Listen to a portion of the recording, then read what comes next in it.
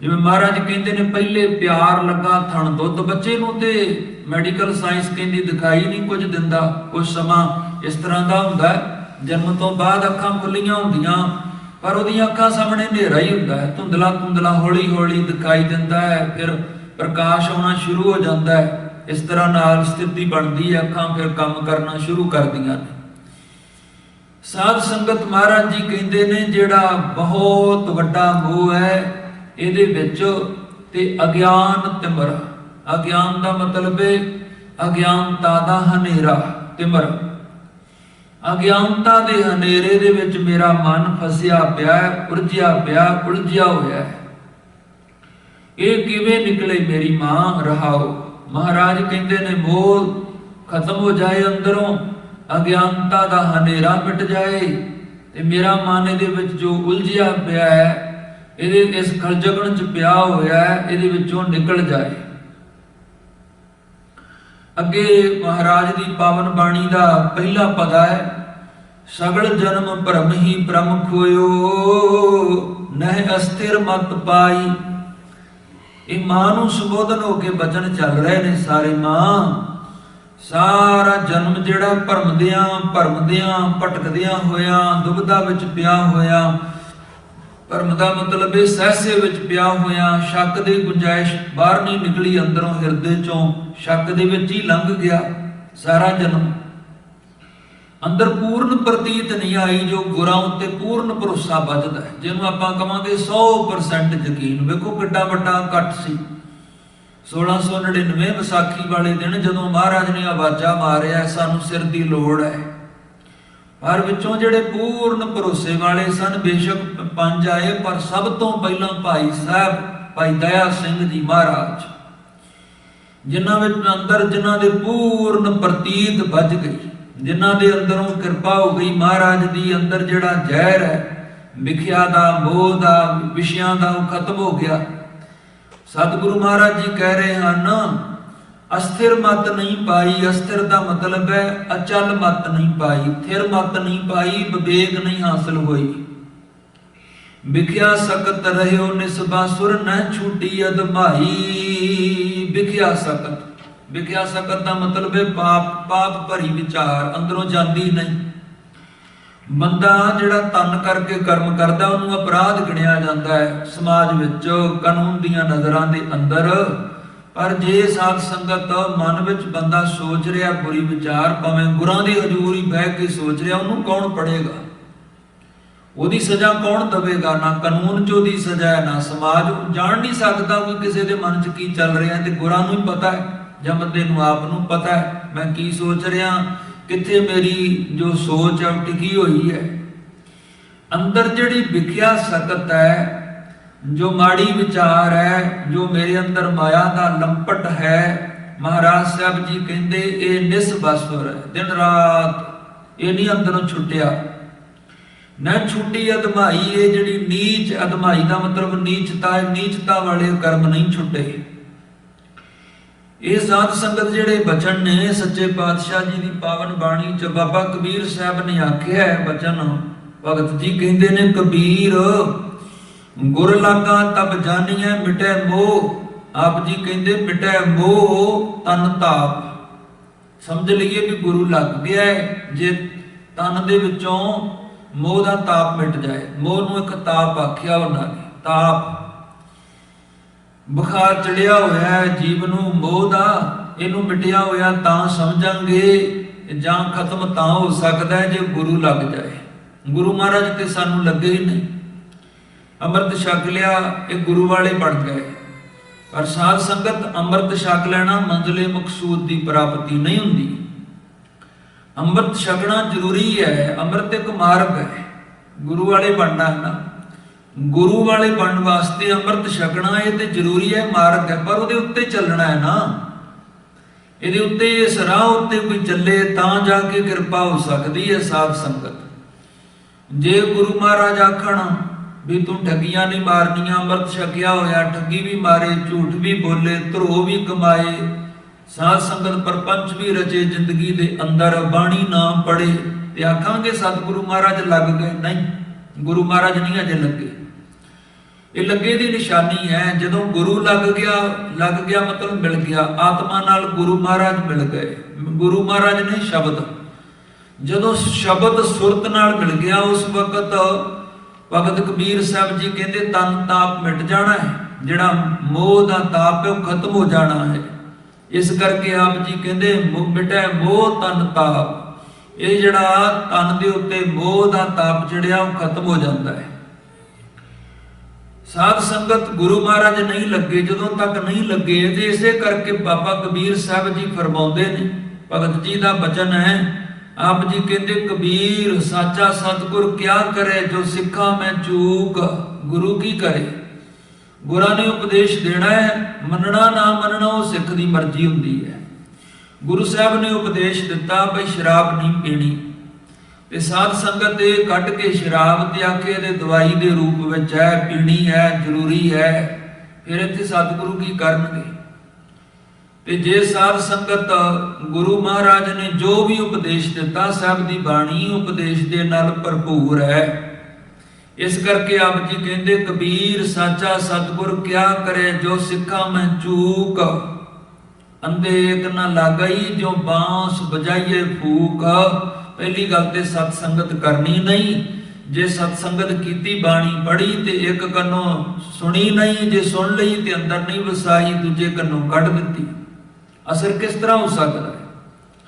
ਇਸ ਤਰ੍ਹਾਂ ਸਾਧ ਸੰਗਤ ਜੀ ਸੱਚੇ ਪਾਤਸ਼ਾਹ ਮਹਾਰਾਜ ਨੇ ਪਵਿੱਤਰ ਬਾਣੀ ਦੇ ਵਿੱਚ ਉਪਦੇਸ਼ ਦਿੱਤੇ ਨੇ। ਮਹਾਰਾਜ ਨੇ ਆਖਿਆ ਇਹ ਜਿਹੜਾ ਨਾ ਅੰਦਰ ਜ਼ਹਿਰ, ਇਹ ਅੰਮ੍ਰਿਤ ਨਾਲ ਖਤਮ ਹੋਣਾ, ਕਿਉਂਕਿ ਵਿਪਰੀਤ ਚੀਜ਼ਾਂ ਨਹੀਂ ਟਿਕਦੀਆਂ ਕਦੇ ਵੀ। ਜਾਂ ਅੰਮ੍ਰਿਤ ਹੋਵੇਗਾ ਜਾਂ ਜ਼ਹਿਰ ਹੋਵੇਗਾ। ਕਦੇ ਹੋ ਸਕਦਾ ਵੀ ਜ਼ਹਿਰ ਤੇ ਜਿਹੜਾ ਦੁੱਧ ਹੈ ਉਹਨੂੰ ਮਿਲਾ ਦਈਏ ਆਪਸ ਵਿੱਚ, ਨਹੀਂ ਨਾ ਮਿਲ ਸਕਦਾ। ਵਿਪਰੀਤ ਦਾ ਮੇਲ ਨਹੀਂ ਹੁੰਦਾ। ਅੰਮ੍ਰਿਤ ਚ ਅੰਮ੍ਰਿਤ ਮਿਲਦਾ ਹੈ, ਜ਼ਹਿਰ ਚ ਜ਼ਹਿਰ ਦਾ ਮੇਲ ਹੁੰਦਾ ਹੈ। ਇਸ ਤਰ੍ਹਾਂ ਨਾਲ ਜਿਵੇਂ ਦਿਨ ਤੇ ਰਾਤ ਇੱਕ ਦੂਜੇ ਤੋਂ ਵਿਪਰੀਤ ਨੇ। ਜੇ ਦਿਨ ਹੋਵੇਗਾ ਤੇ ਰਾਤ ਨਹੀਂ ਹੋ ਸਕਦੀ, ਜੇ ਰਾਤ ਹੈ ਤੇ ਦਿਨ ਨਹੀਂ ਹੋ ਸਕਦਾ। ਮਹਾਰਾਜ ਦੀ ਪਵਿੱਤਰ ਬਾਣੀ ਦੇ ਵਿੱਚ ਸਾਧ ਸੰਗਤ ਜੀ ਬਚਨ ਨੇ ਕਿ ਅੰਮ੍ਰਿਤ ਹਰ ਹਰ ਨਾਮ ਹੈ, ਮੇਰੀ ਜਿੰਦੜੀਏ ਅੰਮ੍ਰਿਤ ਗੁਰਮਤਿ ਪਾਏ ਰਾਮ। ਜੋ ਗੁਰੂ ਮਹਾਰਾਜ ਦੇ ਦਰਗਾਹੀ ਪਾਵਨ ਪਵਿੱਤਰ ਬਚਨ ਹਨ, ਉਹ ਅੰਮ੍ਰਿਤ ਦੀ ਲਿਆਈ ਨੇ। ਗੁਰੂ ਮਹਾਰਾਜ ਦੀ ਮੱਤ ਜਿਹੜੀ ਉਹ ਅੰਮ੍ਰਿਤ ਦੀ ਤਰ੍ਹਾਂ ਹੈ। ਅੰਮ੍ਰਿਤ ਅੰਦਰ ਟਿਕੇਗਾ ਤਾਂ ਹੀ ਵਿਖਿਆ ਸਕਤ ਦੂਰ ਹੋਵੇਗੀ ਨਾ। ਸੱਚੇ ਪਾਤਸ਼ਾਹ ਮਹਾਰਾਜ ਨੇ ਫਿਰ ਆਖਿਆ ਵੀ ਜਦੋਂ ਅੰਦਰ ਗੁਰੂ ਮਹਾਰਾਜ ਦਾ ਸ਼ਬਦ ਟਿਕ ਜਾਏ, ਤੇ ਗਰੀਬ ਨਵਾਜ ਦੀ ਪਾਵਨ ਬਾਣੀ ਦਾ ਬਚਨ ਹੈ, ਸਭ ਕਹਿੰਦੇ ਹਉਮੈ ਮਾਇਆ ਬਿਖ ਹੈ, ਮੇਰੀ ਜਿੰਦੜੀਏ। ਗਰੀਬ ਨਵਾਜ ਕਹਿੰਦੇ ਹਰ ਅੰਮ੍ਰਿਤ ਬਿਖ ਲਹਿ ਜਾਏ ਰਾਮ। ਹਰੀ ਅੰਮ੍ਰਿਤ ਅੰਦਰ ਟਿਕ ਗਿਆ, ਬਿਖ ਬਾਹਰ, ਜ਼ਹਿਰ ਬਾਹਰ। ਜਿਹੜੀ ਵਿਖਿਆ ਸਕਤ ਹੈ, ਵਿਸ਼ੇ ਵਿਕਾਰਾਂ ਦੀ ਜ਼ਹਿਰ ਹੈ, ਜੋ ਅੰਦਰ ਮਹਾਰਾਜ ਕਹਿ ਰਹੇ ਨੇ ਅਦਮਾਈ, ਅਦਮਾਈ ਮਤਲਬ ਨੀਚਤਾ, ਉਹ ਖਤਮ ਹੋ ਜਾਏਗੀ। ਉਹਦਾ ਖਤਮ ਹੋਣ ਦਾ ਸਾਧ ਸੰਗਤ ਇਹੀ ਇੱਕ ਤਰੀਕਾ ਹੈ। ਇਹਦੇ ਨਾਲ ਵਿਸ਼ਵਾਸ ਵੀ ਬੜਾ ਵੱਧਦਾ ਹੈ। ਸਾਖੀ ਆਉਂਦੀ ਹੈ, ਗੁਰੂ ਹਰਗੋਬਿੰਦ ਸਾਹਿਬ ਮਹਾਰਾਜ ਸੱਚੇ ਪਾਤਸ਼ਾਹ ਜੀ ਦਾ ਸਿੱਖ ਸੀ ਭਾਈ ਤਲੋਕਾ, ਬੜੇ ਭਰੋਸੇ ਵਾਲਾ, ਨਾਮ ਜਪਣ ਵਾਲਾ, ਸ਼ਬਦ ਦੀ ਕਮਾਈ ਕਰਨ ਵਾਲਾ। ਭਾਈ ਤਲੋਕਾ ਜੀ ਮਹਾਰਾਜ ਦੇ ਦੀਦਾਰ ਕਰਕੇ ਗਏ ਤੇ ਸੱਚੇ ਪਾਤਸ਼ਾਹ ਨੇ ਜੋ ਉਪਦੇਸ਼ ਦਿੱਤਾ, ਭਾਈ ਤਲੋਕਾ ਜੀ ਦਇਆ ਪਾਲਣੀ ਹੈ ਹਿਰਦੇ ਦੇ ਅੰਦਰ। ਭਾਈ ਤਲੋਕਾ ਜੀ ਸਾਧ ਸੰਗਤ ਨਵਾਬ ਦੇ ਜਿਹੜੀ ਉਹਦੀ ਰੱਖਿਆ ਵਾਲੀ ਗਾਰਦ ਸੀ, ਉਹਦੇ ਵਿੱਚ ਮੁਖੀ ਸਨ, ਉਹਦੇ ਜਾਣੀ ਜਰਨੈਲ ਸਨ, ਤੇ ਨਵਾਬ ਦੇ ਅੰਗ ਰੱਖਿਅਕਾਂ ਵਿੱਚੋਂ ਮੁਖੀ ਜਰਨੈਲ। ਉਹਨਾਂ ਨੇ ਇੱਕ ਵਾਰੀ ਜ਼ਿਕਰ ਆਉਂਦਾ ਸ਼ਿਕਾਰ ਖੇਡਣ ਵਾਸਤੇ ਜਦੋਂ ਚੜੇ ਤੇ ਇੱਕ ਹਿਰਨ ਦਾ ਸ਼ਿਕਾਰ ਕੀਤਾ। ਹਿਰਨ ਦਾ ਸ਼ਿਕਾਰ ਕਰਨ ਦੇ ਨਾਲ ਉਹ ਜਿਹੜਾ ਹਿਰਨ ਸੀ, ਉਹਦੇ ਬੱਚੇ ਸਨ ਦੋ ਪੇਟ ਵਿੱਚ, ਉਹਨਾਂ ਦੀਆਂ ਅੱਖਾਂ ਦੇ ਸਾਹਮਣੇ ਤੜਪ ਤੜਪ ਕੇ ਮਰ ਗਏ, ਜਿਹਦੇ ਨਾਲ ਮਨ ਨੂੰ ਬੜੀ ਸੱਟ ਲੱਗੀ ਤੇ ਮਨ ਵਿੱਚ ਵਿਚਾਰ ਆਈ। ਸਤਿਗੁਰਾਂ ਨੇ ਆਖਿਆ ਸੀ ਜੀ ਦਇਆ ਪਾਲਣੀ ਹੈ, ਦਇਆ ਤੋਂ ਬਿਨਾਂ ਧਰਮ ਨਹੀਂ ਪੈਦਾ ਹੁੰਦਾ। ਇਸ ਕਰਕੇ ਭਾਈ ਸਾਹਿਬ ਜੀ ਹੋਰਾਂ ਨੇ ਸਾਧ ਸੰਗਤ ਆਪਣੀ ਜਿਹੜੀ ਤਲਵਾਰ ਸੀ ਨਾ, ਉਹਦੀ ਥਾਂ ਤੇ ਕਾਠ ਦੀ ਤਲਵਾਰ ਧਾਰਨ ਕਰ ਲਈ। ਲੋਹੇ ਦੀ ਤਲਵਾਰ ਕੱਢ ਦਿੱਤੀ ਮਿਆਨ ਦੇ ਵਿੱਚੋਂ, ਲੱਕੜ ਦੀ ਤਲਵਾਰ ਪਾ ਲਈ, ਕਾਠ ਦੀ ਤਲਵਾਰ ਧਾਰਨ ਕਰ ਲਈ। ਜਦੋਂ ਇਸ ਤਰ੍ਹਾਂ ਨਾਲ ਨਵਾਬ ਦੇ ਕੋਲ ਰਹਿਣ ਲੱਗ ਪਏ ਤੇ ਕਿਸੇ ਚੁਗਲ ਨੇ ਚੁਗਲੀ ਖਾਧੀ ਕਿ ਨਵਾਬ ਸਾਹਿਬ ਤੁਹਾਡਾ ਜਰਨੈਲ ਉਹਨੇ ਕਾਠ ਦੀ ਤਲਵਾਰ ਧਾਰਨ ਕੀਤੀ ਹੋਈ ਹੈ। ਜੇ ਅਚਨਚੇਤ ਅੱਲਾ ਨਾ ਕਰੇ ਕੋਈ ਤੁਹਾਡੇ ਉੱਤੇ ਹਮਲਾ ਕਰ ਦੇਵੇ ਦੁਸ਼ਮਣ, ਤੇ ਤੁਹਾਡੇ ਜਰਨੈਲ ਨੇ ਹੀ ਲੱਕੜ ਦੀ ਤਲਵਾਰ ਧਾਰਨ ਕੀਤੀ ਹੋਈ ਹੈ, ਤੁਹਾਡੀ ਜਿਹੜੀ ਰੱਖਿਆ ਕਰਦੇ ਉਹ ਤੁਹਾਡਾ ਬਚਾਅ ਕਿਸ ਤਰ੍ਹਾਂ ਕਰੇਗੀ?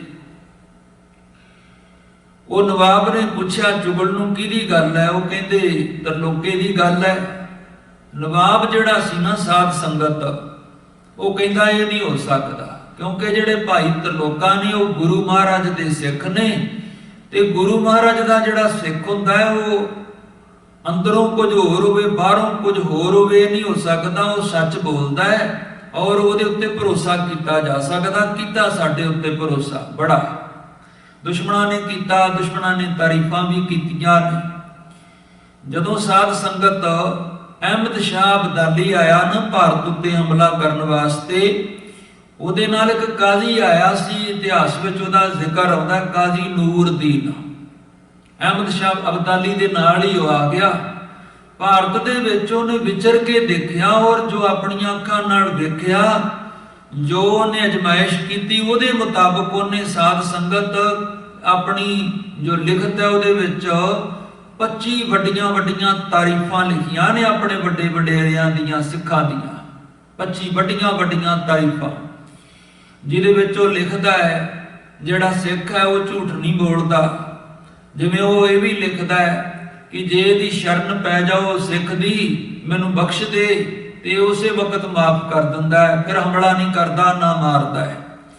ਭੱਜੇ ਜਾਂਦੇ ਦੇ ਉੱਤੇ ਹਮਲਾ ਨਹੀਂ ਕਰਦੇ, ਔਰਤ ਉੱਤੇ ਹਮਲਾ ਨਹੀਂ ਕਰਦੇ, ਬੱਚਿਆਂ ਤੇ ਤਰਸ ਖਾਂਦੇ ਨੇ, ਇਹਨਾਂ 'ਚ ਦਇਆ ਭਾਵਨਾ ਬਹੁਤ ਹੈ। ਇਸ ਤਰ੍ਹਾਂ ਵੱਡੀਆਂ ਵੱਡੀਆਂ 25 ਤਾਰੀਫਾਂ ਲਿਖਦਾ ਸਾਧ ਸੰਗਤ ਕਾਜ਼ੀ ਨੂਰਦੀਨ। ਇਹ ਦੁਸ਼ਮਣਾਂ ਨੇ ਵੀ ਤਾਰੀਫਾਂ ਕੀਤੀਆਂ। ਜਦੋਂ ਗੁਰੂ ਦਾ ਸਿੱਖ ਹੈ ਜਿਹੜਾ ਜ਼ਿੰਦਗੀ ਸਾਧ ਸੰਗਤ ਚੱਜੀ ਬਣ ਜਾਂਦੀ ਹੈ ਜਿਹਦੀ, ਉਹਦੀ ਫਿਰ ਕੁਦਰਤੀ ਗੱਲ ਹੈ ਇਨਸਾਨ ਨੂੰ ਗੁਣ ਵੇਖ ਕੇ ਤਾਰੀਫ ਕਰਨੀ ਪੈਂਦੀ ਹੈ। ਜਦੋਂ ਇਹਨੇ ਤਾਰੀਫਾਂ ਕੀਤੀਆਂ, ਉਹ ਕਹਿੰਦਾ ਨਹੀਂ ਯਕੀਨ ਤੇ ਉਹ ਜਿਵੇਂ ਕਹਿੰਦੇ ਹੁੰਦੇ ਨੇ ਹੱਥ ਕੰਗਣ ਨੂੰ ਆਰਸੀ ਕੀ ਵੇਖ ਲਓ, ਆਪੇ ਹੀ ਵੇਖ ਲਓ। ਸਾਧ ਸੰਗਤ ਨਵਾਬ ਨੇ ਇਤਿਹਾਸ ਵਿੱਚ ਬੜੀ ਪਿਆਰੀ ਇਹ ਘਟਨਾ ਹੈ ਕਿ ਸਾਰਿਆਂ ਨੂੰ ਇਕੱਠਿਆਂ ਕਰ ਲਿਆ। ਜੇ ਸਿੱਧਾ ਸਾਦਾ ਜਰਨੈਲ ਨੂੰ ਆਪਣੀ ਤਲਵਾਰ ਦਿਖਾਓ, ਹੋ ਸਕਦਾ ਉਹਨਾਂ ਨੂੰ ਗੁੱਸਾ ਲੱਗੇ, ਗੱਲ ਥੋੜੀ ਜੱਜਦੀ ਵੀ ਨਹੀਂ। ਕਈ ਵਾਰ ਕੰਮ ਹੁੰਦਾ ਤਰੀਕੇ ਨਾਲ ਕਰਨਾ ਪੈਂਦਾ ਹੈ। ਸਾਧ ਸੰਗਤ ਉਹਨੇ ਸਾਰੀ ਗਾਰਦ ਨੂੰ ਸੱਦ ਲਿਆ ਨਵਾਬ ਨੇ, ਤੇ ਸੱਦ ਕੇ ਆਖਿਆ ਭਾਈ ਤਰਲੋਕਾ, ਜਿਹੜੇ ਸਾਡੇ ਸੈਨਿਕ ਨੇ ਉਹਨਾਂ ਦੀਆਂ ਤਲਵਾਰਾਂ ਦੇ ਅੱਗੋਂ ਚੁੰਝਾਂ ਟੁੱਟ ਗਈਆਂ ਹੋਣਗੀਆਂ, ਮੁੜ ਗਈਆਂ ਹੋਣਗੀਆਂ। ਮੇਰਾ ਮਨ ਹੈ ਇੱਕ ਵਾਰ ਸਾਰਿਆਂ ਦੀਆਂ ਤਲਵਾਰਾਂ ਆਪਾਂ ਵੇਖ ਲਈਏ ਅੱਜ, ਤਾਂ ਕਿ ਜੇ ਕਿਸੇ ਦੀ ਤਲਵਾਰ ਬਦਲਣ ਵਾਲੀ ਹੈ ਬਦਲ ਦਿੱਤੀ ਜਾਏ। ਤੁਸੀਂ ਜਰਨੈਲ ਹੋ, ਤੁਸੀਂ ਆਪਣੀ ਤਲਵਾਰ ਦਿਖਾਓ ਸਭ ਤੋਂ ਪਹਿਲਾਂ। ਹੁਣ ਸਾਰੇ ਖਲੋਤੇ ਹੋਏ ਨੇ, ਸਾਧ ਸੰਗਤ ਤਲਵਾਰ ਤੇ ਕਾਠ ਦੀ ਹੈ। ਜਦੋਂ ਤਲਵਾਰ ਦੇ ਮੁੱਠੇ ਦੇ ਉੱਤੇ ਹੱਥ ਪਾਇਆ, ਉਸੇ ਵਕਤ ਗੁਰਾਂ ਨੂੰ ਚੇਤੇ ਕੀਤਾ, ਮੂੰਹ ਦੇ ਵਿੱਚੋਂ ਸਤਨਾਮ ਦਾ ਵਾਜਾ ਦਿੱਤਾ ਹੈ। ਗੁਰੂ ਮੀਰੀ ਪੀਰੀ ਦੇ ਮਾਲਕ ਗੁਰੂ ਹਰਗੋਬਿੰਦ ਸਾਹਿਬ ਵੱਡ ਜੋਧਾ ਬਹੁ ਪਰਉਪਕਾਰੀ ਸਤਿਗੁਰੂ ਨੂੰ ਯਾਦ ਕੀਤਾ। ਤੇ ਸਾਧ ਸੰਗਤ ਤੋਂ ਯਾਦ ਜਿਹੜਾ ਨਾ ਮਹਾਰਾਜ ਨੇ ਬਾਣੀ 'ਚ ਵੀ ਸਾਨੂੰ ਸਿਖਾਇਆ ਹੈ, ਇਸ ਤਰ੍ਹਾਂ ਯਾਦ ਕੀਤਾ ਕਿ ਰਾਖ ਪੈਜ ਨਾਮ ਆਪਣੇ ਕੀ ਕਰਨ ਕਰਾਵਣ ਹਾਰੇ। ਇਹ ਪਾਤਸ਼ਾਹ ਅੱਜ ਪੈਜ ਰੱਖ ਲਾ ਆਪਣੇ ਸੇਵਕ ਦੀ। ਜਦੋਂ ਸਾਧ ਸੰਗਤ ਅਸੀਂ ਮਨੋਂ ਚਿੱਤੋਂ ਯਾਦ ਕਰਾਂਗੇ, ਗੁਰੂ ਸਾਹਿਬ ਕਦੇ ਦੂਰ ਨਹੀਂ, ਹਮੇਸ਼ਾ ਅੰਗ ਸੰਗ ਨੇ। ਕਿਉਂਕਿ ਜਿਹੜਾ ਸ਼ਬਦ ਹੈ ਨਾ ਉਹ ਸਿੱਖ ਦੇ ਨਾਲ ਨਾਲ ਵਰਤਦਾ ਹੈ।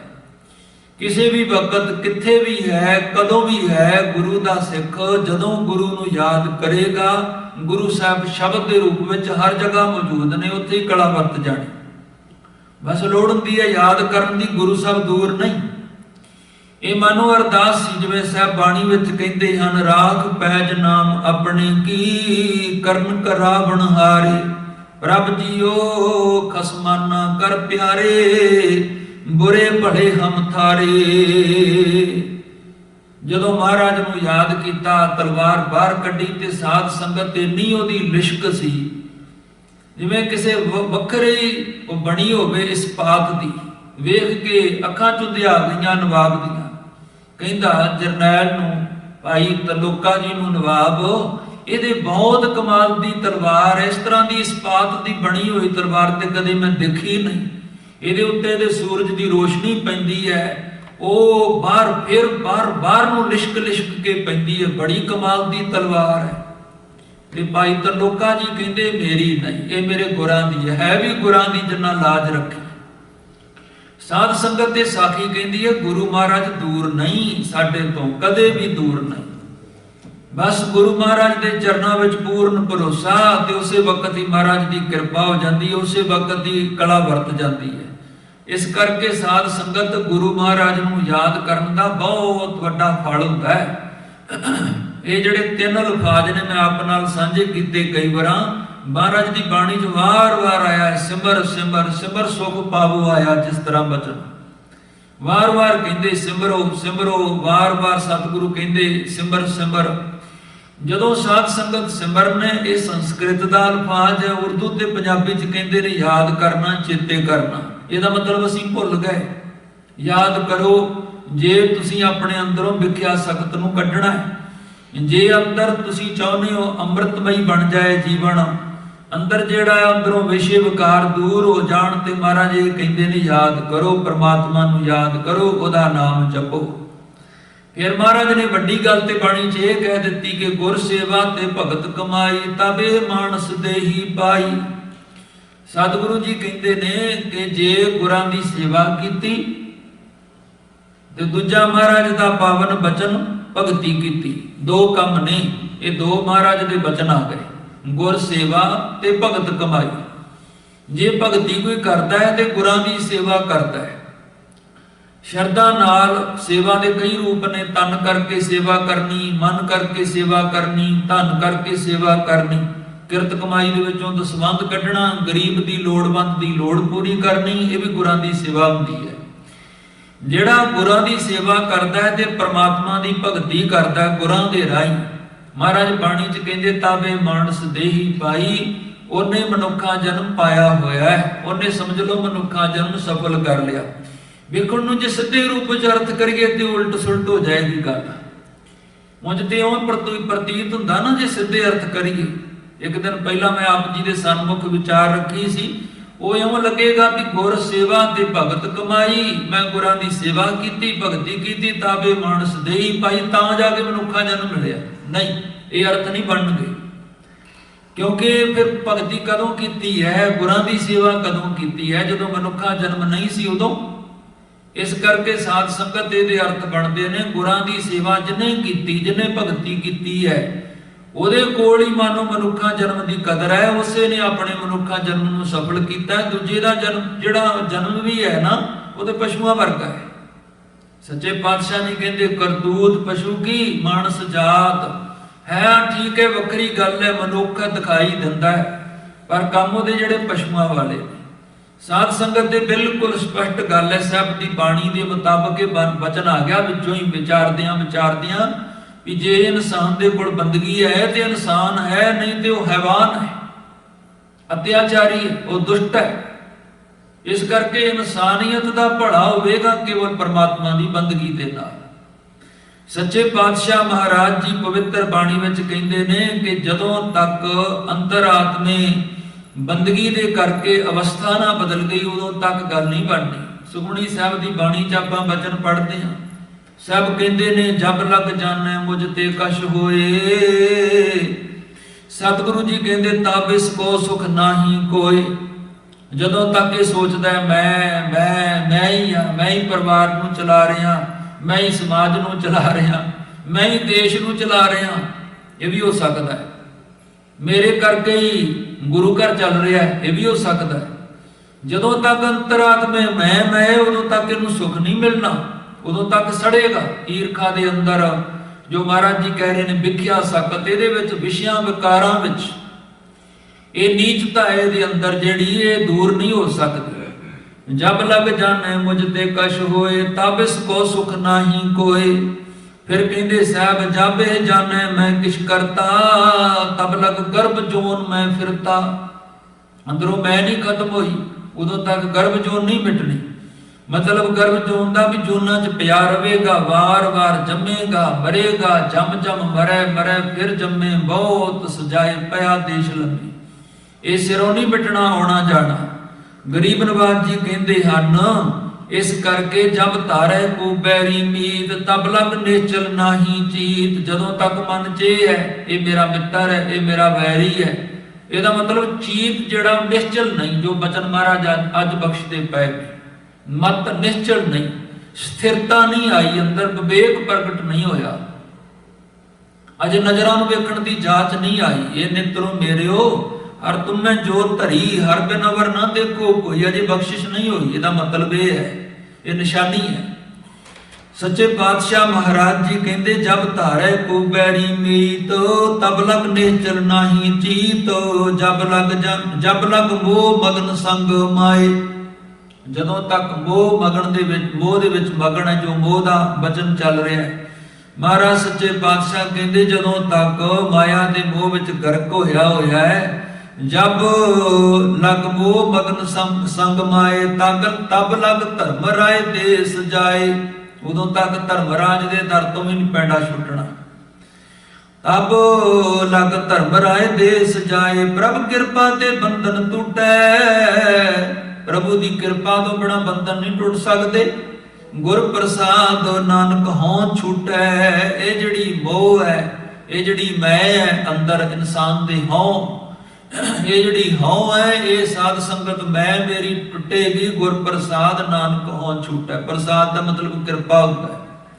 ਜਦੋਂ ਗੁਰਾਂ ਦੀ ਰਹਿਮਤ ਹੋਵੇਗੀ, ਗੁਰਾਂ ਦੀ ਕਿਰਪਾ ਹੋਵੇਗੀ, ਫਿਰ ਮਨੁੱਖ ਦੇ ਅੰਦਰੋਂ ਹਉਮੈ ਮਿਟਦੀ ਹੈ। ਸੱਚੇ ਪਾਤਸ਼ਾਹ ਮਹਾਰਾਜ ਗਰੀਬ ਨਿਵਾਜ ਸਤਿਗੁਰੂ ਜੀ ਜੋ ਬਾਣੀ ਵਿੱਚ ਸਾਨੂੰ ਉਪਦੇਸ਼ ਦਿੰਦੇ ਨੇ, ਉਹਦੇ ਮੁਤਾਬਕ ਫਿਰ ਅਸੀਂ ਕੀ ਕਰੀਏ? ਪਹਿਲਾਂ ਤੇ ਹੁੰਦਾ ਸਾਧ ਸੰਗਤ ਗੁਰੂ ਵਾਲੇ ਬਣਨਾ, ਸਭ ਤੋਂ ਪਹਿਲਾਂ। ਉਂਝ ਗੁਰੂ ਵਾਲੇ ਬਣਨਾ ਜਿਹੜਾ ਨਾ, ਉਹ ਤੇ ਪਿਛਲੇ ਸਮੇਂ 'ਚ ਇੱਕ ਵਪਾਰ ਬਣ ਗਿਆ, ਮਾਫ ਕਰਨਾ ਵੀ ਵੱਧ ਤੋਂ ਵੱਧ ਅੰਮ੍ਰਿਤ ਛਕਾਉਣਾ ਔਰ ਲਿਸਟ ਦੇ ਵਿੱਚ ਨਾਂ ਰੱਖਣਾ ਵੀ ਮੈਂ ਇੰਨਿਆਂ ਨੂੰ ਅੰਮ੍ਰਿਤ ਛਕਾਇਆ। ਬਾਅਦ ਵਿੱਚ ਸਾਰਿਆਂ ਦੀਆਂ ਕਿਰਪਾਨਾਂ ਉੱਤਰ ਵੀ ਜਾਂਦੀਆਂ ਵਕਤ ਪਾ ਕੇ, ਕਿਉਂਕਿ ਪ੍ਰਤੀਤ ਨਹੀਂ ਮਨ 'ਚ ਆਈ। ਉਹ ਸੁਣ ਕੇ ਦੀਵਾਨ ਭਾਵੁਕ ਹੋ ਗਏ, ਹਾਂਜੀ ਅਸੀਂ ਵੀ ਅੰਮ੍ਰਿਤ ਛਕਣਾ ਹੈ, ਅਸੀਂ ਵੀ ਛਕਣਾ ਹੈ, ਲਓ ਜੀ ਛਕ ਲਓ। ਅੰਮ੍ਰਿਤ ਸਸਤਾ ਹੀ ਕਰ ਦਿੱਤਾ ਬਹੁਤ ਜ਼ਿਆਦਾ। ਪਰ ਪੁਰਾਣਾ ਸਮਾਂ ਸੀ ਨਾ ਜਦੋਂ ਸਾਧ ਸੰਗਤ, ਉਦੋਂ ਨਹੀਂ ਸੀ ਇਦਾਂ ਕਰਦੇ। ਮਹਾਂਪੁਰਖ ਬਾਬਾ ਈਸ਼ਰ ਸਿੰਘ ਰਾੜੇ ਵਾਲੇ ਮਹਾਂਪੁਰਖ ਜਾਂ ਹੋਰ ਬਾਬਾ ਅਤਰ ਸਿੰਘ ਬਸਤੂਆਣੇ ਵਾਲੇ, ਬਾਬਾ ਅਤਰ ਸਿੰਘ ਰੇਰੂ ਵਾਲੇ ਹੋਏ ਨੇ, ਰੇਰੂ ਸਾਹਿਬ ਵਾਲੇ, ਉਦੋਂ ਨਹੀਂ ਸੀ ਇਦਾਂ ਕਰਦੇ। ਗੁਰੂ ਵਾਲੇ ਬਣਨਾ ਜ਼ਰੂਰੀ ਹੈ, ਪਰ ਜਦੋਂ ਕੋਈ ਬਣਨ ਦੀ ਤੰਗ ਰੱਖਦਾ ਸੀ ਉਹਨੂੰ ਕਹਿੰਦੇ ਸੀ ਪਹਿਲਾਂ ਤੂੰ ਬਾਣੀ ਪੜ੍ਹ। ਉਹਦਾ ਮਤਲਬ ਵਿਸ਼ਵਾਸ ਬੱਝੇਗਾ, ਭਰੋਸਾ ਉਨੀ ਦੇਰ ਨਹੀਂ ਬੱਝ ਸਕਦਾ ਜਿੰਨੀ ਦੇਰ ਤੱਕ ਕੋਈ ਗੁਰਾਂ ਦੇ ਬਚਨਾਂ ਦੀ ਕਮਾਈ ਨਾ ਕਰੇ। ਜਦੋਂ ਆਪਾਂ ਬਾਣੀ ਪੜਾਂਗੇ ਤਿਉਂ ਭਰੋਸਾ ਬੱਝੇਗਾ। ਭਰੋਸਾ ਐਵੇਂ ਨਹੀਂ ਆ ਜਾਂਦਾ ਗੱਲਾਂ ਬਾਤਾਂ ਨਾਲ। ਨਾਮ ਦੀ ਕਮਾਈ ਤੋਂ ਬਿਨਾਂ ਯਕੀਨ ਨਹੀਂ ਬੱਝਦਾ, ਨਿਸ਼ਚਾ ਨਹੀਂ ਆਉਂਦਾ, ਨਾ ਚੜ੍ਹਦੀ ਕਲਾ ਹੁੰਦੀ ਹੈ। ਹੁਣ ਮੈਂ ਆਖਾਂ ਬੜੀ ਚੜ੍ਹਦੀ ਕਲਾ, ਕੋਈ ਕੀ ਹਾਲ ਨੇ? ਹਾਂਜੀ ਬੜੀ ਚੜ੍ਹਦੀ ਕਲਾ, ਪਰ ਆਪਾਂ ਰੋਜ਼ ਕਹਿੰਦੇ ਆ ਨਾਨਕ ਨਾਮ ਚੜ੍ਹਦੀ ਕਲਾ, ਤੇਰੇ ਭਾਣੀ ਸਰਬੱਤ ਦਾ ਭਲਾ। ਨਾਮ ਜਦੋਂ ਮਿਲੇਗਾ ਗੁਰਾਂ ਦਾ, ਫਿਰ ਚੜ੍ਹਦੀ ਕਲਾ ਹੋਵੇਗੀ। ਉਹ ਚੜ੍ਹਦੀ ਕਲਾ ਹੈ ਜਦੋਂ ਸਾਧ ਸੰਗਤ ਦੁੱਖ ਵੀ ਆਇਆ ਹੈ ਤਾਂ ਵੀ ਅੰਤਰਾਤਮੇ ਜਿਹੜਾ ਸਰੂਰ ਹੈ ਉਹ ਨਹੀਂ ਮਿਟਦਾ। ਮਹਾਰਾਜ ਨੇ ਬਾਣੀ ਚ ਆਖਿਆ ਨਾਨਕ ਭਗਤਾਂ ਸਦਾ ਵਿਕਾਸ, ਉਸ ਵਿਕਾਸ ਚ ਰਹਿੰਦੇ ਨੇ ਸਦਾ। ਇਹਦਾ ਮਤਲਬ ਇਹ ਨਹੀਂ ਵੀ ਦੁੱਖ ਆਇਆ ਤੇ ਵਿਕਾਸ ਟੁੱਟ ਗਿਆ, ਚਿੰਤਾ ਆਈ ਤੇ ਵਿਕਾਸ ਟੁੱਟ ਗਿਆ। ਚਿੰਤਾ ਦੁੱਖ ਉਹਨਾਂ ਦੇ ਨੇੜੇ ਹੀ ਨਹੀਂ ਆਉਂਦੇ। ਇੱਕ ਰਸ ਰਹਿੰਦੇ ਪਰਮਾਤਮਾ ਦੇ ਭਗਤ। ਪਰਮਾਤਮਾ ਇੱਕ ਰਸ ਹੈ, ਦੁਨੀਆ ਦੋਵਾਂ ਰਸਾਂ 'ਚ ਚੱਲਦੀ ਹੈ, ਕਦੇ ਦੁੱਖ ਕਦੇ ਸੁੱਖ, ਕਦੇ ਖੁਸ਼ੀ ਕਦੇ ਗਮੀ। ਇਸ ਤਰ੍ਹਾਂ ਨਾਲ ਸਾਧ ਸੰਗਤ ਸੰਸਾਰ ਚੱਲਦਾ ਹੈ। ਵਾਹਿਗੁਰੂ ਨੇ ਬਣਾਈ ਦੋ ਰੰਗ ਨੇ। ਜਦੋਂ ਪੂਰਨ ਭਰੋਸਾ ਬੱਝਿਆ ਫਿਰ ਸਾਧ ਸੰਗਤ ਗੁਰੂ ਵਾਲੇ ਬਣਨਾ। ਗੁਰੂ ਵਾਲੇ ਬਣਨ ਤੋਂ ਬਾਅਦ ਜੋ ਮਹਾਰਾਜ ਜੀ ਸਾਨੂੰ ਦੱਸ ਰਹੇ ਨੇ ਅੱਜ ਦੇ ਸ਼ਬਦ ਵਿੱਚ, ਉਹਦਾ ਮਤਲਬ ਹੈ ਫਿਰ ਬਾਣੀ ਨੂੰ ਪੜ੍ਹਨਾ। ਬਾਣੀ ਪੜ੍ਹੀ ਜਾਣੀ, ਤੁਰਦਿਆਂ ਫਿਰਦਿਆਂ ਪੜ੍ਹੀ ਜਾਣੀ, ਸੁਣੀ ਜਾਣਾ ਗੁਰੂ ਦਾ ਸ਼ਬਦ। ਬਾਰ ਪ੍ਰਭ ਜਪੀਐ ਪੀ ਅੰਮ੍ਰਿਤ, ਇਹ ਮਨ ਤਨ ਤ੍ਰਪੀਐ। ਨਾਮ ਰਤਨ ਜਿਨ ਗੁਰਮੁਖ ਪਾਇਆ, ਤਿਸ ਕਿਛ ਅਵਰ ਨਾਹੀ ਦ੍ਰਿਸ਼ਟਾਇਆ। ਮਹਾਰਾਜ ਜੀ ਕਹਿੰਦੇ ਨਾਮ ਧਨ, ਨਾਮੋ ਰੂਪ ਰੰਗ, ਨਾਮੋ ਸੁਖ ਹਰ ਨਾਮ ਕਾ ਸੰਗ। ਨਾਮ ਰਸ ਜੋ ਜਨ ਤ੍ਰਿਪਤਾਨੇ, ਮਨ ਤਨ ਨਾਮਹਿ ਨਾਮ ਸਮਾਨੇ। ਉਠਤ ਬੈਠਤ ਸੋਵਤ ਨਾਮ, ਕਹੋ ਨਾਨਕ ਜਨ ਕੈ ਸਦਕਾ। ਬਸ ਫਿਰ ਨਾਮ ਹੀ ਜ਼ਿੰਦਗੀ ਦਾ ਆਹਰ ਹੋ ਜਾਂਦਾ ਹੈ। ਜਦੋਂ ਸਾਧ ਸੰਗਤ ਤੇ ਕਿਰਪਾ ਹੋਵੇ ਫਿਰ ਹਿਰਦੇ ਵਿੱਚ ਗੁਰਾਂ ਦੀ ਪ੍ਰਤੀਤ ਵੱਜਦੀ ਹੈ, ਜਿਹਨੂੰ ਸ਼ਰਧਾ ਆਖੀਦਾ, ਭਰੋਸਾ, ਗੁਰਾਂ ਉੱਤੇ ਪੂਰਨ ਭਰੋਸਾ। ਜਿਹਨੂੰ ਸਾਹਿਬ ਬਾਣੀ 'ਚ ਫਰਮਾਉਂਦੇ ਨੇ, ਜਾ ਕੇ ਮਨ ਗੁਰ ਕੀ ਪ੍ਰਤੀਤ ਤਿਸ ਜਨ ਆਵੇ ਹਰ ਪ੍ਰਭ ਚੀਤ। ਸਮਝੋ ਉਸੇ ਨੂੰ ਵਾਹਿਗੁਰੂ ਚਿੱਤੇ ਆਇਆ ਜਿਹਦੇ ਅੰਦਰ ਪ੍ਰਤੀਤ ਵੱਜੀ ਹੈ, ਜਿਹਦੇ ਮੇਰੇ ਵਰਗੇ ਦੇ ਅੰਦਰ ਪ੍ਰਤੀਤ ਹੀ ਨਹੀਂ। ਪ੍ਰਤੀਤ ਦਾ ਮਤਲਬ ਹੁੰਦਾ ਭਰੋਸਾ, ਯਕੀਨ। ਪ੍ਰਤੀਤ ਦੇ ਵਿੱਚੋਂ ਪ੍ਰੀਤ ਨਿਕਲਦੀ ਹੈ। ਜੇ ਯਕੀਨ ਨਹੀਂ ਤੇ ਪ੍ਰੀਤ ਨਹੀਂ ਪੈਦਾ ਹੋਣੀ। ਯਕੀਨ ਨਹੀਂ ਮੈਨੂੰ, ਮੰਨ ਲਓ ਆਪਣੇ ਬੱਚਿਆਂ ਦੇ ਉੱਪਰ, ਬੱਚਿਆਂ ਨਾਲ ਪਿਆਰ ਹੋ ਸਕਦਾ? ਆਪਣੇ ਮਿੱਤਰ ਉੱਤੇ ਯਕੀਨ ਨਹੀਂ, ਪਿਆਰ ਨਹੀਂ ਹੋ ਸਕਦਾ। ਆਪਣੇ ਪਿਤਾ ਉੱਤੇ ਯਕੀਨ ਨਹੀਂ, ਪਿਤਾ ਦਾ ਸਤਿਕਾਰ ਜਾਂ ਪਿਤਾ ਲਈ ਪਿਆਰ ਹਿਰਦੇ 'ਚ ਨਹੀਂ ਪੈਦਾ ਹੋ ਸਕਦਾ। ਇਸ ਲਈ ਪ੍ਰਤੀਤ ਦੇ ਵਿੱਚੋਂ ਪ੍ਰੀਤ ਦਾ ਜਨਮ ਹੁੰਦਾ ਹੈ। ਜਾ ਕੇ ਮਨ ਗੁਰ ਕੀ ਪ੍ਰਤੀਤ ਤਿਸ ਜਨ ਆਵੇ ਹਰ ਪ੍ਰਭ ਚੀਤ। ਜਦੋਂ ਚਿੱਤ ਆਇਆ ਵਾਹਿਗੁਰੂ ਪ੍ਰਤੀਤ ਬਣਦੀ ਤੇ ਮਹਾਰਾਜ ਕਹਿੰਦੇ ਫਿਰ ਕਿਰਪਾ ਹੋ ਜਾਂਦੀ ਹੈ ਵਾਹਿਗੁਰੂ ਦੀ। ਭਗਤ ਭਗਤ ਸੁਣੀਏ ਤਹਿ ਲੋਏ, ਜਾ ਕੇ ਹਿਰਦੈ ਏਕੋ ਹੋਏ। ਜਿਹਦੇ ਹਿਰਦੇ ਵਾਹਿਗੁਰੂ ਵਸ ਗਿਆ ਫਿਰ ਸਾਰੀ ਦੁਨੀਆ ਦੇ ਵਿੱਚ ਭਗਤ ਭਗਤ ਭਗਤ ਭਗਤ ਵੱਜਦੀ ਹੈ। ਉਸ ਮਹਾਰਾਜ ਜਿਵੇਂ ਬਾਣੀ ਵਿੱਚ ਕਹਿੰਦੇ, ਸੱਚੇ ਮਾਰਗ ਚਲਦਿਆਂ ਉਸਤਤ ਕਰੇ ਜਹਾਨ। ਸੋ ਇਸ ਤਰ੍ਹਾਂ ਅੱਜ ਦੇ ਸ਼ਬਦ ਵਿੱਚ ਮਹਾਰਾਜ ਜੀ ਕਿਰਪਾ ਕਰ ਰਹੇ ਨੇ, ਸਾਨੂੰ ਉਪਦੇਸ਼ ਬੜਾ ਕਮਾਲ ਦਾ ਦਿੱਤਾ ਸਤਿਗੁਰਾਂ ਨੇ। ਸੱਚੇ ਪਾਤਸ਼ਾਹ ਕਹਿੰਦੇ, ਸਾਧ ਸੰਗ ਕਬਹੂ ਨਹੀਂ ਕੀਨਾ, ਨਹਿ ਕੀਰਤ ਪ੍ਰਭ ਗਾਈ। ਇਹ ਜਿਹੜੀ ਅੰਦਰ ਵਿਖਿਆ ਸਕਤ ਸੀ, ਜਿਹੜਾ ਇਹ ਭਰਮ ਸੀ ਹਿਰਦੇ ਦੇ ਅੰਦਰ, ਜਿਹੜੀ ਇਹ ਨੀਚਤਾਈ ਸੀ ਮੇਰੀ, ਉਹ ਟੁੱਟਣੀ ਸੀ ਸਾਧ ਸੰਗਤ ਕੀਤਿਆਂ। ਮਤਲਬ ਗੁਰਮੁਖਾਂ ਦੀ ਸੰਗਤ ਕਰਨੀ ਸੀ, ਜਿਹੜੇ ਬਖਸ਼ ਦਿੱਤਾ ਜਿਨ੍ਹਾਂ ਨੂੰ ਸਤਿਗੁਰਾਂ ਨੇ। ਇੱਕ ਤੇ ਸਤਿਗੁਰਾਂ ਦੀ ਸੰਗਤ ਤੇ ਉਹਦੇ ਬਹੁਤ ਵੱਡੀ ਗੱਲ ਹੈ। ਇੱਕ ਇਹ ਹੁੰਦੀ ਹੈ ਸਾਧ ਸੰਗਤ ਬਖਸ਼ਿਆਂ ਦੀ ਸੰਗਤ, ਜਿਨ੍ਹਾਂ ਨੂੰ ਬਖਸ਼ ਦਿੱਤਾ ਵਾਹਿਗੁਰੂ ਨੇ, ਉਹਨਾਂ ਦੀ ਸੰਗਤ ਵੀ ਬਹੁਤ ਵੱਡਾ ਮਹਿਣਾ ਰੱਖਦੀ ਹੈ। ਗੁਰਮੁਖਾਂ ਦੀ ਸੰਗਤ ਨਹੀਂ ਕੀਤੀ ਕਦੇ। ਤੇ ਅੱਗੇ ਬਚਨ ਸਾਹਿਬ ਫਰਮਾਉਂਦੇ, ਨਹੀਂ ਕੀਰਤ ਪ੍ਰਭ ਗਾਈ। ਪ੍ਰਮਾਤਮਾ ਦੀ ਕੀਰਤੀ ਨਹੀਂ ਕਰਦਾ ਮੈਂ, ਉਹਦੀ ਸਿਫਤੋ ਸਲਾਹ ਵਿੱਚ ਨਹੀਂ ਜੁੜਿਆ। ਜਨ ਨਾਨਕ ਮੈਂ ਨਾਹੀ ਕੋ ਗੁਣ, ਰਾਖ ਲਿਓ ਸ਼ਰਨਾਈ। ਮੇਰੇ ਵਿੱਚ ਕੋਈ ਗੁਣ ਨਹੀਂ, ਮੈਂ ਗੁਣਾਂ ਤੋਂ ਸਖਣਾ, ਤੇਰੀ ਬੰਦਗੀ ਦੇ ਗੁਣਾਂ ਤੋਂ ਸਖਣਾ। ਬਸ ਮੇਰੀ ਤੇਰੇ ਚਰਨਾਂ 'ਚ ਹੀ ਅਰਦਾਸ ਹੈ, हे ਪ੍ਰਭੂ ਮੈਨੂੰ ਨਿਰਗੁਣੇ ਨੂੰ ਆਪਣੀ ਸ਼ਰਨ ਰੱਖ ਲਾ। ਇਹ ਬਹੁਤ ਸਾਧ ਸੰਗਤ ਜਿਹੜੀ ਅਰਦਾਸ ਹੈ ਉਹਦਾ ਸਿਖਰ ਹੈ। ਜਦੋਂ ਇਹ ਅਰਦਾਸ ਕਰਨੀ, ਪ੍ਰਭੂ ਮੈਨੂੰ ਤੂੰ ਚਾਹੀਦਾ ਹੈ, हे ਪ੍ਰਮਾਤਮਾ ਮੈਨੂੰ ਆਪਣੀ ਸ਼ਰਨ ਰੱਖ ਲਾ, ਮੈਨੂੰ ਬਖਸ਼ ਲਾ, ਫਿਰ ਵਾਹਿਗੁਰੂ ਦੀ ਕਿਰਪਾ ਦਾ ਦਰ ਖੁੱਲਦਾ ਹੈ। ਸੱਚੇ ਪਾਤਸ਼ਾਹ ਮਹਾਰਾਜ ਰਹਿਮਤਾਂ ਕਰਨ ਆਪੇ ਹੀ, ਰਹਿਮਤਾਂ ਦੇ ਘਰ ਧੰਨ ਗੁਰੂ ਤੇਗ ਬਹਾਦਰ ਸਾਹਿਬ। ਸੱਚੇ ਪਾਤਸ਼ਾਹ ਜੀ ਦੀ ਕਿਰਪਾ ਦੇ ਸਦਕਾ ਸਾਡੇ ਹਿਰਦੇ ਅੰਦਰ ਨਾਮ ਜਪਣ ਦੀ ਲਾਗ ਲੱਗੇ, ਅਸੀਂ ਧਰਮ ਕਮਾਈਏ, ਤਾਂ ਕਿ ਮਾਲਕ ਦੇ ਦਰ ਦੇ ਉੱਪਰ ਸੱਚੇ ਪਾਤਸ਼ਾਹ ਜੀ ਦੀ ਰਹਿਮਤ ਹੋ ਜਾਏ ਸਾਡੇ ਉੱਪਰ।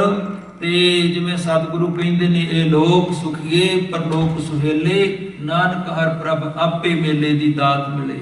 ਬੇਅੰਤ ਬੇਅੰਤ ਭੁੱਲਾਂ ਗਲਤੀਆਂ ਲਈ ਖਿਮਾ ਬਖਸ਼ੋ ਜੀ। ਵਾਹਿਗੁਰੂ ਜੀ ਕਾ ਖਾਲਸਾ, ਵਾਹਿਗੁਰੂ ਜੀ ਕੀ ਫਤਿਹ।